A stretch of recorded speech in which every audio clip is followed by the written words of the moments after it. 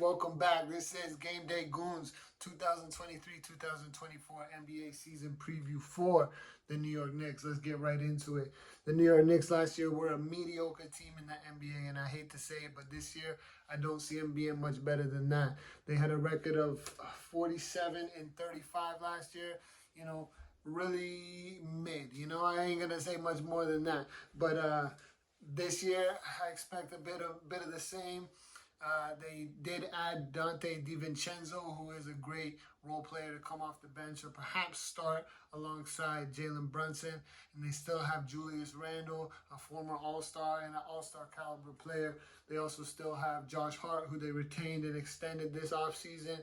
And they got Mitch Robinson and RJ Barrett, who made a bit of a splash in the FIBA tournament. But apart from that, they didn't make any real major moves this year. They're always a relevant name in trade rumors with Dame Lillard and James Harden, maybe who else, you know?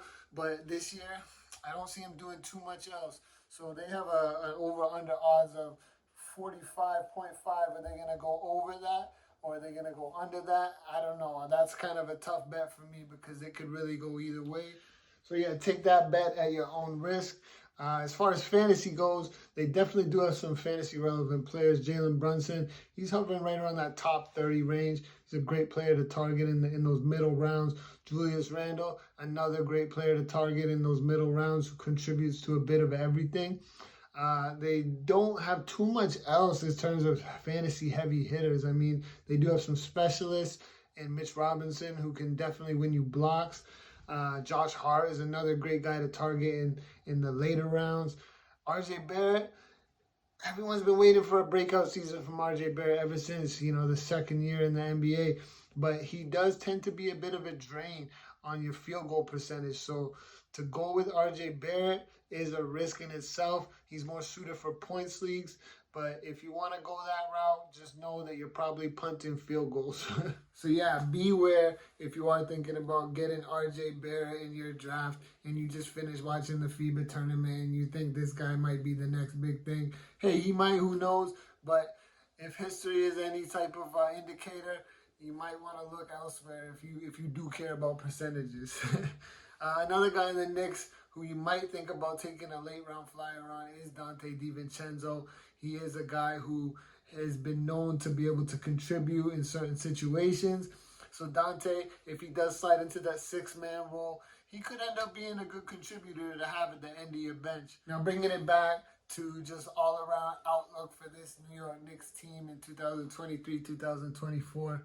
Just be prepared if you're a Knicks fan for another mid-season, if not maybe a little under average, a little below average in terms of the last few years and what we've been seeing from the Knicks.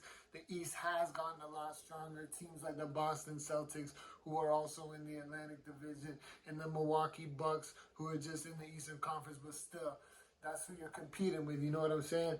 Those teams have taken some big leaps this offseason in terms of personnel and the roster, and that's who you're competing with in this Eastern Conference top 8 ranking. So you might not be able to see your way into the top 8 this season. It's completely realistic to think you might end up being on the outside looking in, playing tournament-level team, something like that perhaps.